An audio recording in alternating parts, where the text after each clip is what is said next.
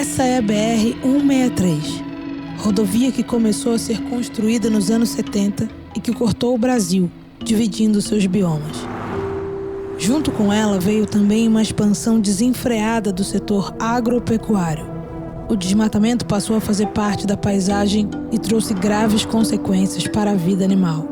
Uma região rica em biodiversidade começou a se transformar em imensos campos de pastagem e soja.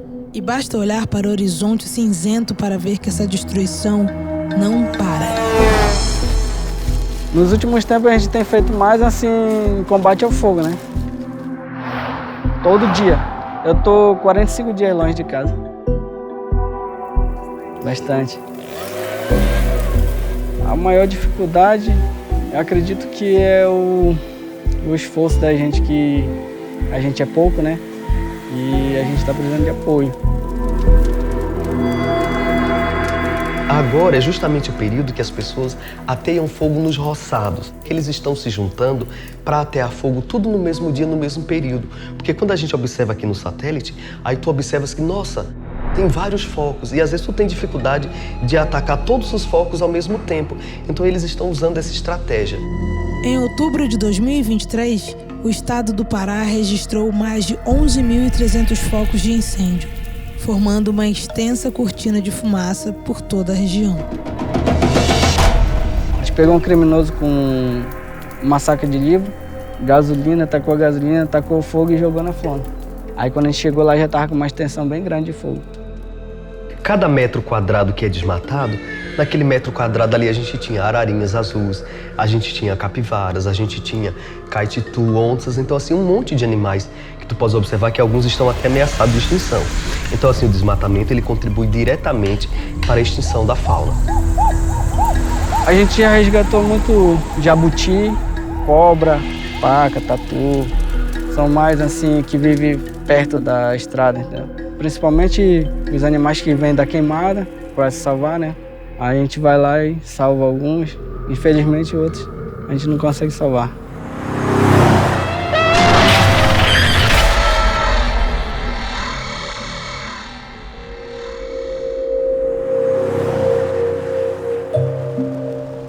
Percorremos mais de 1.200 quilômetros entre o trecho que liga as cidades de Sinop, no Mato Grosso, até Santarém, no Pará. Pelo caminho, muitos animais mortos. Estima-se que 15 animais são atropelados por segundo no Brasil. São mais de 475 milhões de animais atropelados por ano. Apenas uma pequena fração é resgatada e encaminhada para centros como esse, na cidade de Lucas do Rio Verde. Então, esse aqui é um centro de reabilitação e recebimento de animais silvestres, né? Então, vem esses animais de várias partes do estado. Ali é uma família de macaco prego. Geralmente as mães ou são atropeladas ou de alguma forma mortas. E aí vem muito órfãos, né? Essas cobras, então, elas foram vítimas de atropelamento, né? Infelizmente, elas tiveram uma lesão na coluna e elas não conseguem mais voltar para a natureza. Então, a aproximação das rodovias, a aproximação dos centros urbanos acaba deixando esses animais mais vulneráveis. Existem muitos acometimentos em atropelamentos na BR, né, nas rodovias, de um modo geral, e ainda o encontro de filhotes que estão sem a presença da mãe. Esse aqui é um bebê anta, né, que foi resgatado. Os fazendeiros trouxeram, segundo eles contaram, a mãe foi atropelada. A anta costuma caminhar muito no período noturno, então essa travessia das rodovias ela é muito comum e por isso que a gente tem tantas antas atropeladas. Com a queimada, a tendência deles é correr, né? E aí muitas vezes eles correm para as BR ou para as estradas e acabam sendo atropelados, né? Então, essa aqui é um bebê de preguiça real, tá? Vítima do desmatamento. O bicho preguiça, ele sofre muito com as queimadas. Ele não consegue fugir das queimadas, né? Então eles são queimados vivos na hora que queimam as florestas. Eles são as maiores vítimas. Então aqui é todo o setor das aves, né? Vocês podem notar que é muito na questão de tráfico, tá? Quando eu vim há 30 anos atrás, aqui os céus era lotado de papagaios. Hoje tu não vê mais papagaio, devido ao grande tráfico de papagaios. As queimadas ainda é algo que afeta de uma forma muito direta os animais silvestres. Esse ano nós já recebemos aves em que estavam com as penas todas queimadas. Provavelmente existia um ninho e essa mãe tentou proteger os filhotes e por isso permaneceu até o momento que ela conseguiu estar ali. Nós estamos tendo uma perda muito grande da nossa biodiversidade nas estradas. Se não é estrada, é queimada, se não é queimada, é desmatamento, se não é desmatamento, é caça. Então, assim, os animais e as plantas estão sofrendo uma pressão muito grande atualmente, né? Nesse ano de 2023, não houve um sequer dia em que nós não tivéssemos o atendimento do animal silvestre.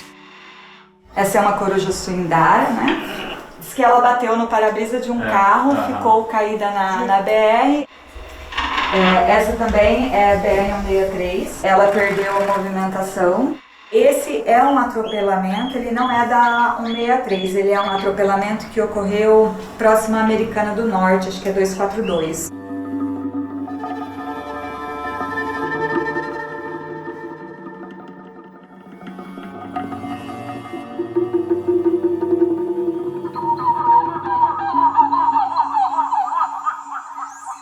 Aqui a gente está numa região muito interessante que é o Rio Matrinchã.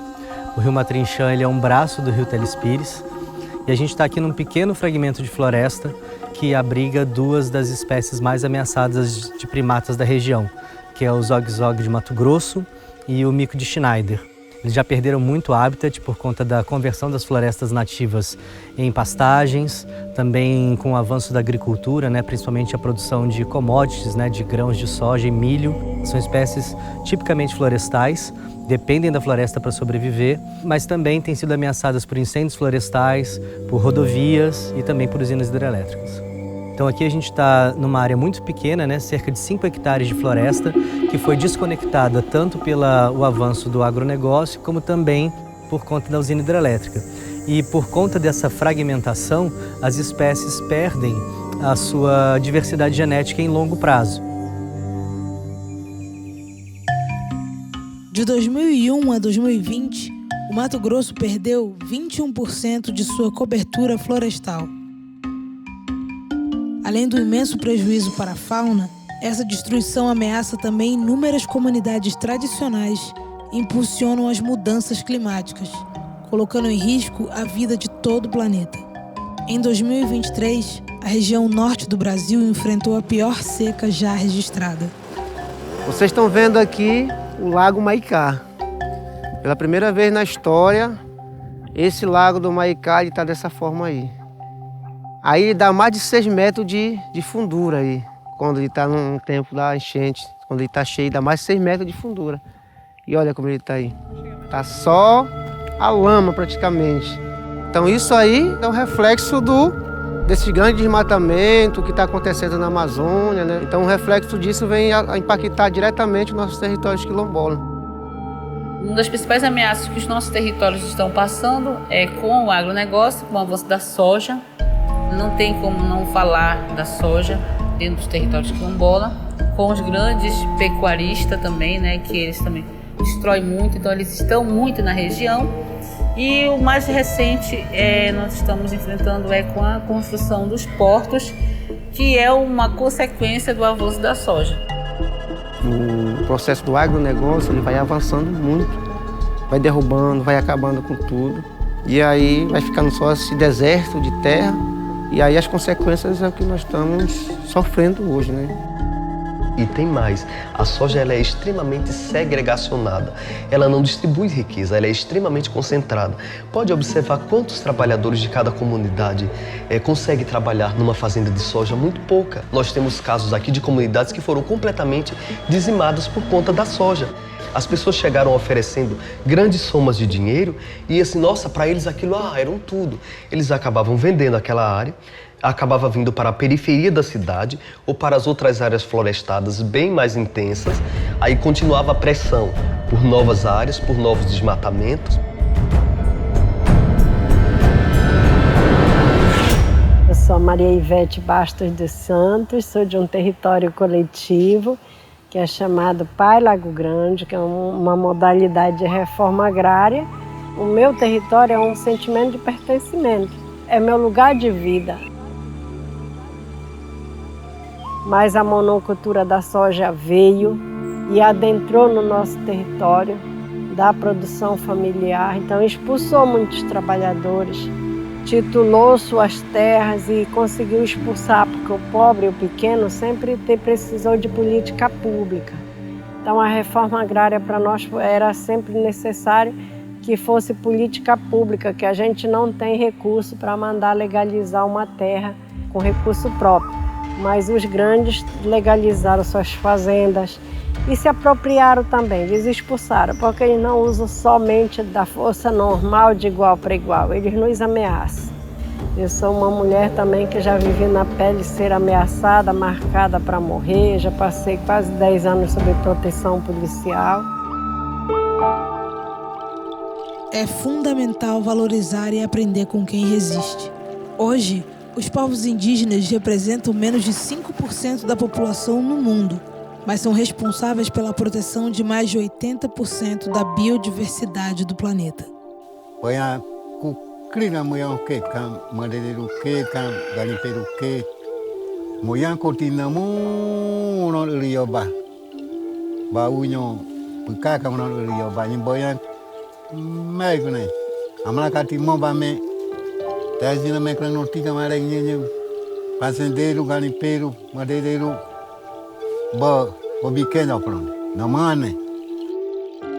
O desmatamento, a soja se aproximou para a terra indígena e está acabando com a floresta. Então, os animais, todos os animais que você imaginar, ela está indo para as terras indígenas, porque aonde tem alimento estão indo para lá.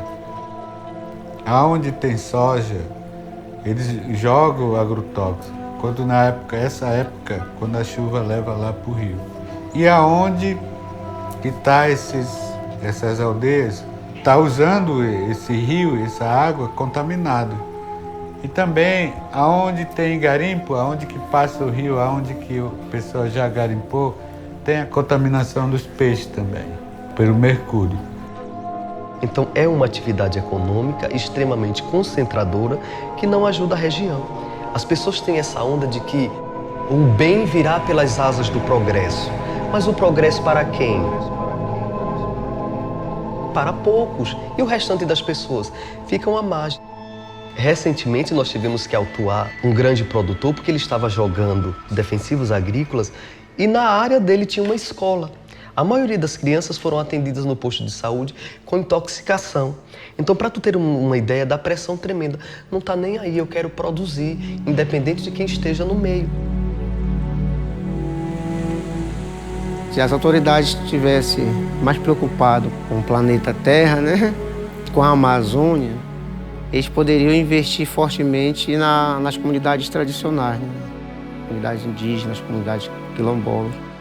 Porque são essas pessoas que guardam a floresta, né? Que não deixam a floresta ser queimada, que não deixam a floresta ser derrubada. Então, ainda há floresta porque há essas comunidades tradicionais. Nesta Amazônia aqui, nós somos 79 comunidades quilombolas que a todo custo querem invisibilizar a nossa existência aqui. Mas nós estamos aqui, nós somos a resistência, nós somos a floresta em pé, nós preservamos e nós precisamos que o mundo olhe para nós com mais carinho e mais atenção. Não, bom, mas não notei, né? É oi biquei que é nhoi monoquete, cam é pin oi monoquete, bom, mas imaman, me clame to jogar imaman. Você pode ver na mapa que a única terra que está sendo verde é a Tei Meclonoti, Caiapó, Panará e demais as terras indígenas. E hoje a gente está preservando um bem, não é só para a gente, mas é para o mundo. E nós necessitamos desse mundo todo assim como ele é, né? E o mundo não é só nosso, a gente tem a impressão que o mundo é só do ser humano, né? Ele não é só do ser humano, né? A gente faz parte dele, mas não é só nosso. Então, a gente tem que também aprender a conviver e respeitar as outras espécies, né?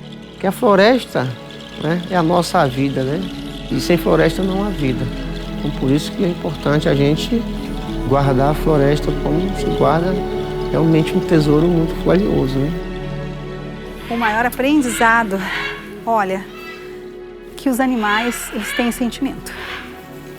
Os animais têm sentimento. Eles têm o senso de família, eles têm o senso de parceiros, eles têm sentimentos, sabe? E isso aí é uma coisa que dói muito quando a gente vê a indiferença nossa em relação aos animais. Achar que, é bicho. Não é só um bicho, tá? Ele é um irmão nosso. Um irmão muito próximo a nós, né? Muito próximo a nós.